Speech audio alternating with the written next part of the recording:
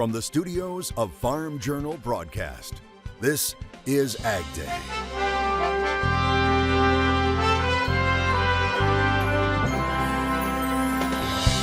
Before you jump in the combine, you need to check your fever.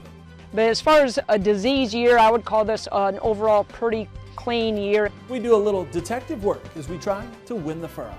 As recovery efforts get underway following Hurricane Ian, another crop faces risks from the storm. In extreme cases, could blow the bolls off the plants. And a bit of shock to the markets in the latest grain stocks report. Good Lord, you're looking at a sub 1-1 situation. What they mean as we push on through harvest right now on AgDay.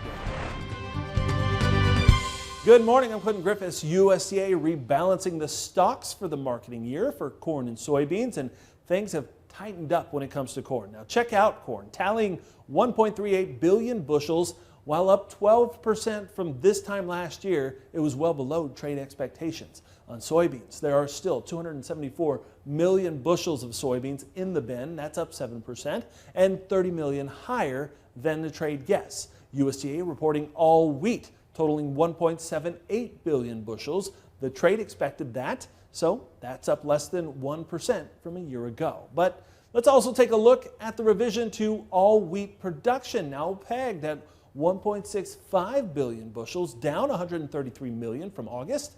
That's 128 million bushels lower than the average pre-report trade estimate. USDA also lowering the yield by 1 bushel to 46.5 bushels per acre. So what do these numbers mean for the markets, especially as we head into the October USDA report? AgDay's Michelle Rook joins us with additional analysis. Michelle? Clinton, while the big number in the USDA reports for wheat was in the small grain summary with that big drop in production, for corn and soybeans, it was in the quarterly stocks, especially old crop corn stocks, which were lowered down to only a 34-day supply in the pipeline. Old crop corn stocks at 1.377 billion bushels were lowered by 135 million bushels from USDA's September WASDE report and well below the trade guess. It came in part from a 0.3 bushel per acre drop in yield to 176.7. Now that pulls the stocks to use ratio down to only 9.2% and leaves an extremely tight carry-in. Market analysts say this matches up with the strong cash corn basis levels that have been seen around the country, especially in deficit areas. So if you want to shave this 135 million bushels or so that came off the quarterly stocks, into the new crop, good Lord, you're looking at a sub 1-1 situation. And so that's, we've calculated 35 days of supply. It's not exactly like we were running on fumes. And, I would say, Michelle, several elevator systems throughout the country had reiterated to us, that they were either completely out of corn coming into harvest or as low as they've been, in many, many years. He says that will continue to support cash corn basis levels and puts even more pressure on new crop corn yields in the October WASDE. USDA increased soybean stocks by 34 million bushels over the September WASDE number. That came in part from a 0.3 bushel per acre increase in last year's yield to 51.7 BPA. But Bennett says it was still a bit of a surprise with such strong soy processing margins. So 274, though, you don't want to fool yourself. I mean, you're still in an extremely tight situation. But by all means, raising up from 34 million bushels from this last report, as far as that carry is concerned, certainly isn't viewed as bullish by any means. Old crop wheat stocks were close to last year, but factor in the 133 million bushel cut to production in the small grain summary, and new crop ending stocks dropped to just over 500 million bushels, the lowest in 15 years. I'm Michelle Rook reporting for AgDay. All right, thanks, Michelle. Now, people in the Carolinas and northeast Georgia are recovering from Hurricane Ian after the storm came ashore again Friday afternoon along the Carolina coast. And cleanup efforts continued over the weekend in Florida, where Ian is set to become the largest natural disaster in Florida's history. The storm sweeping through about 40% of Florida's beef cattle country. The executive vice president of the Florida Cattlemen's Association saying ranches were, quote, kind of wrecked. A bit of good news, though. Fertilizer maker Mosaic found no release of toxic fertilizer byproduct in the wake of Ian's landfall. At last report, the company was continuing to inspect its plants in the state to confirm that initial assessment. And as the storm pressed on, there were new crop concerns in Georgia and the Carolinas. certainly some issues with open boll cotton across the Carolinas and southeastern Virginia. Roughly 2/3 to around 4/5 of the cotton bolls are open in the southern Atlantic region. They could be susceptible to gusty winds, heavy rain, causing staining of the lint, and also could stretch out some of the cotton bolls, damage, and in extreme cases could blow the bolls off the plants. So we will be watching any impacts on cotton as well as other unharvested summer crops such as corn, soybeans, and peanuts, just to give some examples of unharvested crops across the southeast. In most cases, those crops should be fairly resilient to the effects of tropical storm force winds and heavy rain. But again, cotton is of particular concern due to the vulnerability of open boll cotton to wind and rain at this stage of development. We just got done with a major hurricane hitting the U.S. and now another system in the tropics may be developing this week. Meteorologist Andrew Whitmire joins us with an update. Andrew. Yeah, that's right, Clinton. As we take a look here at the map behind me, we are already watching another disturbance that could be developing along the western coast there of Africa, something that the National Hurricane Center will keep their eye on as we go throughout this week. Has about a 40 to 50% chance of at least developing into some type of low pressure storm system. Now, yet it's way too early yet to determine what impacts could be felt from any potential system and what impact that would have here locally in the United States, but something we'll continue to watch over the next 5 to 10 days. And we're starting to climb down here on the tropical peak. Notice how September is nearing that peak month, but once we flip over to October, which is what we're in now, we start to see that on the decline. Luckily, precipitation this week across much of the coastlines there are going to be on the drier side, at least on the eastern coast as well as Florida, as they again continue to dry out and clear out what damage was done from a Hurricane Ian earlier on this last week. And as we take a look at the forecast for this Monday, really a quiet picture across much of the country. We'll be watching a cold front moving through parts of the Great Lakes and Midwestern states as we head on into midweek. And take a look at this photo. It's terrific when so many generations can get together to bring in the harvest. Liz Folker of Nebraska is sharing this photo of her baby's girl's first harvest. She says she's thankful for all those before them who have made it possible for the 7th generation to grow up there. I'll have more in your AgDay forecast just ahead. From too much water to extremely low water levels, Reuters reporting several barges have run aground on the lower Mississippi River due to drought. Now, it reports that means less room on the crucial waterway for vessels shipping out corn and soybeans. About 60% of the nation's corn, soybeans, and wheat exports move on the Mississippi.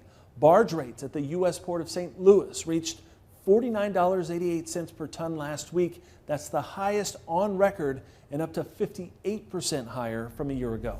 Win the Furrow programming on Ag Day is brought to you by In-Furrow leader FMC. Visit your FMC retailer or infurrow.ag.fmc.com to learn more.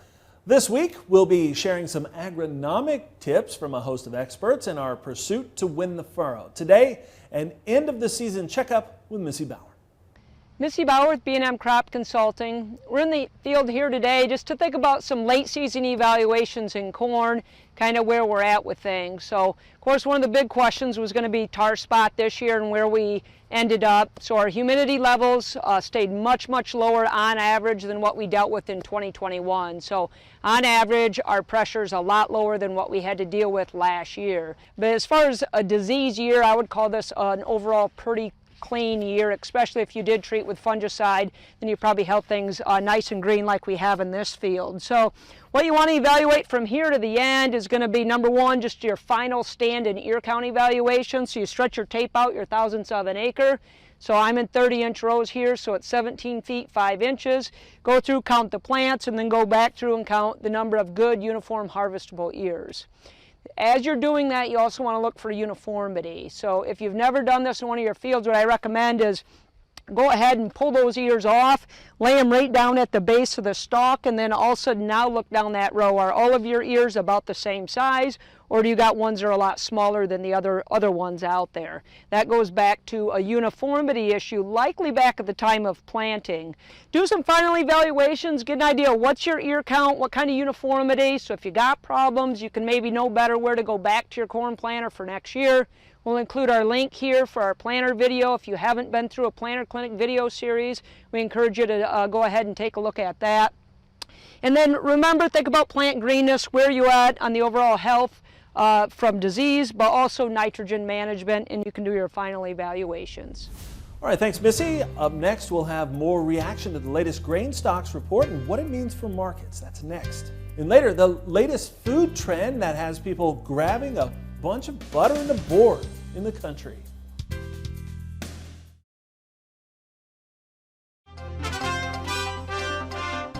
Corn and wheat futures saw big support to end the week following that USDA report. Michelle Rook is back with more on whether the momentum can continue this week. Joining us with market analysis, Brian Doherty with Total Farm Marketing. Well, as we rounded out the week last week, we did see end of month, end of quarter, but also we had reports on Friday, and it looks like the grains actually did react to that on the stock side in both corn and soybeans. Yeah, Friday was quite the day where we just saw corn prices just blow higher right after the report. Very friendly number there, or unexpectedly friendly number. Pulled back, rallied back, but by the close kind of got sucked down on big declines in the soybean market. Even wheat came well off its highs, trading 40+ cents higher, finished in that 25 zone higher. You know, you're running into a time of year where harvest is going to be the primary news event for the next 2 weeks. Your October supply and demand report is not out until the 12th. So when prices raised higher, we think we saw probably some farmers selling, some hedge pressure, but also just speculative selling. That was a big gain in a short window of time for both corn and beans.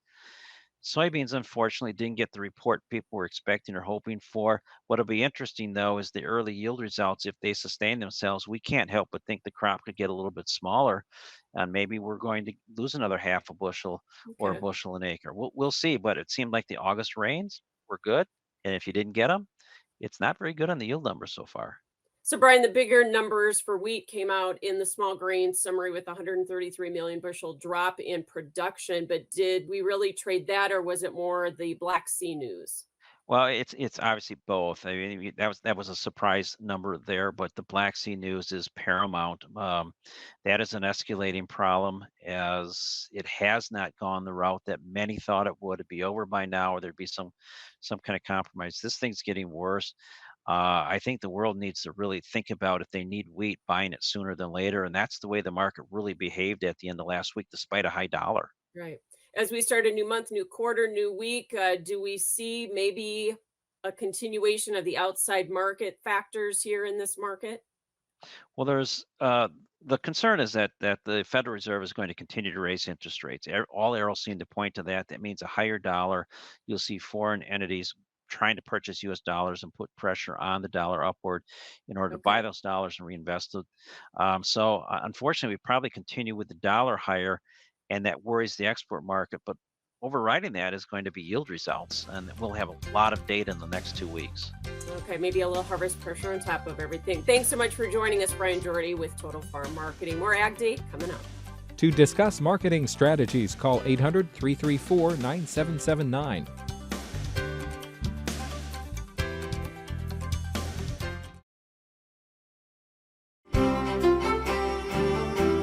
Meteorologist Andrew Whitmire joining us here, starting with the root zone moisture map. And Andrew, I think what stands out most to me is here in the middle of the country, that's really dried out over the last couple of weeks. Yeah, they really need some moisture, especially across the southern plains, places like Nebraska, Kansas, as well as Oklahoma. Really, again, need that moisture. But looking at that root zone map, it is drying out deeply now as we head now into October.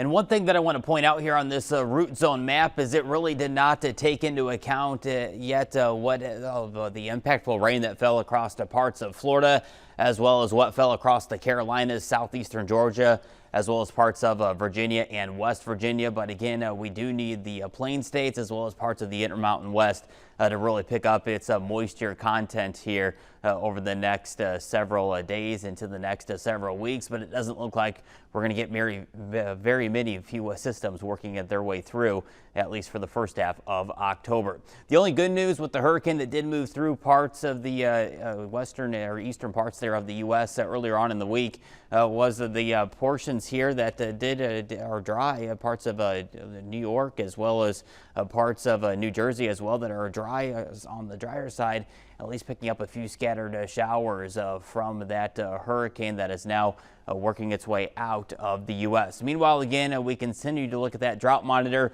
which again does continue to show worsening drought conditions for parts of Kansas as well as Oklahoma and extreme southwestern portions there of Nebraska. And looking at precipitation for this week, outside of the Four Corners, seeing a little bit above average rain. Much of the lower 48 here is not going to see very many systems moving its way through. And in fact, looking at next week as well, looking at a dry second full week of the month as well. Maybe seeing a little bit more activity trying to increase once again across the western half of the U.S. Temperatures this week, they'll start out mild across the plains and midwestern states. Then we'll be watching a cold front moving on through, and that'll bring below average temperatures for the second half of this first full week of October. And then as we head towards next week, we'll see a little bit mixture of above and below average temperatures moving on through. Quick look at the jet stream here. Again, we got some ridging out across our west. We'll be watching this trough here across parts of the Great Lakes area, all thanks to a cold front moving through, and that will bring at least a chance here of a few hit and miss showers for parts of the upper Midwest as well as parts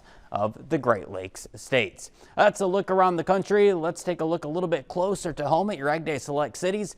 Vanderbilt, Michigan, clouds increasing late, high 64 degrees. Hendrick, Oklahoma, sunny and warm, 87 degrees. Twin Falls, Idaho, sunny and mild, high temperature of 75 degrees. Up next, Machinery Pete and some often overlooked used equipment on the market. Stick around, folks. Coming up, we're going to talk values on used hay and forage equipment.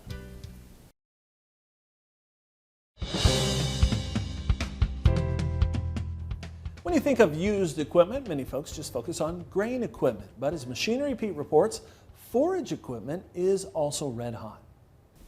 Well, folks, last Tuesday I found myself in Wyawega, Wisconsin, covering a really nice dairy farm retirement auction by our friends at Miller & Company Auctions and Appraisals. Beautiful line of equipment on this sale. And I tell you, it's not just good used grain-related equipment that has been selling super high at auction. It's hay and forage equipment too. The same forces at work here. Multiple price increases on new models. That's if you can even get the new model with as messed up as the supply chain is. And then of course on the dealer used lot side, the availability is very pinched in, historically low levels. So when nice condition stuff shows up at auction, wow, prices are rising. And they sure did last Tuesday over in Wyawega, Wisconsin. A couple of examples. This Meyer 4120 forage box sold for $15,500. That's the highest auction price in almost 4.5 years, the third highest ever on a Meyer 4120. Now, a newer, larger Meyer wagon also sold on the auction, this Meyer Boss RT 8124. This thing went for $44,000. Again, record high auction price there. And one more record was set on the sale last Tuesday. This Case IH WDX 2302 self-propelled disc bind. Very nice condition, only 1,604 hours on it, sold for $60,000. And that actually broke a record that had just been set back on April 19th of this year on an auction by the same auction company, Miller & Company Auctions and Appraisals in Luxembourg, Wisconsin. That one had brought $58K. All right, thanks, Pete. All right, coming up, first it was charcuterie boards, but now people are just slathering butter all over a board. See the latest foodie trend next. Your next piece of equipment is on MachineryPete.com. Search equipment from dealerships across the country to find what you're looking for. Only on MachineryPete.com.